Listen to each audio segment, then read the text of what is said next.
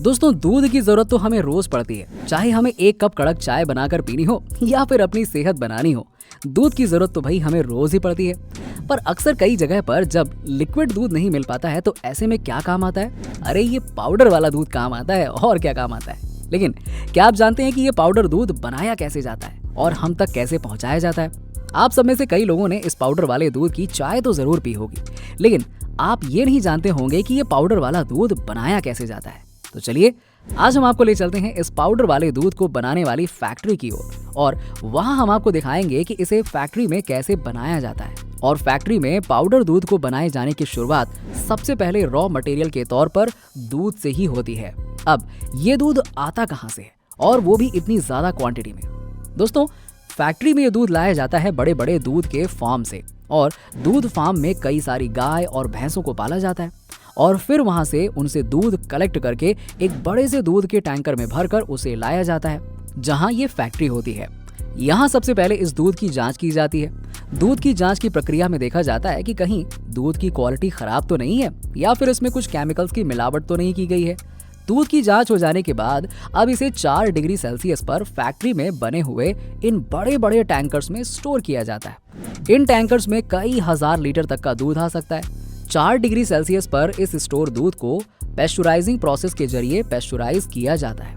इस प्रोसेस में दूध को अचानक से टेम्परेचर के उतार चढ़ाव से गुजारा जाता है। दूध को अचानक से 76 डिग्री सेल्सियस के टेम्परेचर पर लाया जाता है और फिर अचानक से 4 डिग्री सेल्सियस के टेम्परेचर पर ले जाया जाता है। इस तापमान के अंतर से दूध में मौजूद बैक्टीरिया खत्म हो जाते हैं और इसके लिए ये बड़ी सी मशीन होती है जिसमें पाइप लगे होते हैं और पाइप के अंदर से इस दूध को गुजारा जाता है। 15 सेकंड के लिए शुरुआती पाइप में दूध का टेम्परेचर 76 डिग्री सेल्सियस होता है और फिर 15 सेकंड के बाद पाइप के अगले सिरे पर 4 डिग्री सेल्सियस टेम्परेचर होता है। इस तरह से तापमान में बार बार अंतर आने से बैक्टीरिया खत्म हो जाते हैं और हमारा दूध हो जाता है पेस्चुराइज। अब इसके बाद भी दूध के साथ एक और प्रोसेस की जाती है, जी हाँ, जो कि बहुत जरूरी प्रोसेस है। इसको होमोजेनाइजेशन कहा जाता है। ये काम भी मशीन के द्वारा ही किया जाता है, जिसमें इस प्रोसेस में दूध के अंदर मौजूद जो मॉलिक्यूल्स दूध में ठीक से घुले नहीं हुए होते हैं, जैसे कि अक्सर आप घर में गाय या भैंस का निकला हुआ दूध को बिना पकाए आप अगर कुछ देर बाद गौर से देखेंगे तो कभी कभी फटे हुए दूध की तरह उसमें कुछ गुत्थियां बनी हुई दिखाई देती हैं। असल में ये प्रोटीन और मिनरल्स हैं जो दूध में ठीक से घुल नहीं पाते हैं या किसी वजह से दूध में गुत्थी के रूप में जम जाते हैं। तो इसी मॉलिक्यूल्स को ठीक से दूध में घोलने के लिए ही होमोजेनाइजेशन की प्रक्रिया की जाती है, ताकि मॉलिक्यूल्स दूध में बहुत अच्छे से घुल जाएं और दूध एक समान रहे। इसके लिए एक मोटर लगी होती है और इस बड़ी सी मोटर जैसी दिखने वाली इस मशीन में एक पाइप लाइन लगी होती है जिसमें से दूध इस मशीन के अंदर आता है और दूसरे पाइप से मशीन से बाहर निकल जाता है।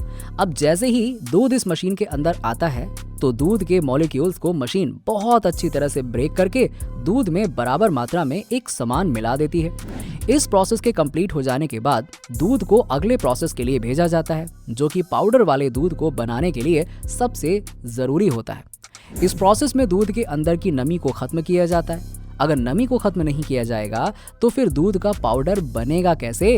तो इसीलिए नमी को खत्म करने के लिए एक वैक्यूम चैम्बर में दूध को भेजा जाता है, जहां पर लो टेम्परेचर पर इवेपोरेशन की प्रक्रिया की जाती है और दूध को इवेपोरेट किया जाता है। इस टैंकर में लगभग 80% दूध की नमी को खत्म कर दिया जाता है। दूध से अब काफी मात्रा में नमी खत्म हो चुकी होती है और अब दूध से पाउडर बनने का सफर बस कुछ ही प्रोसेस के बाद जल्द ही कंप्लीट होने वाला है।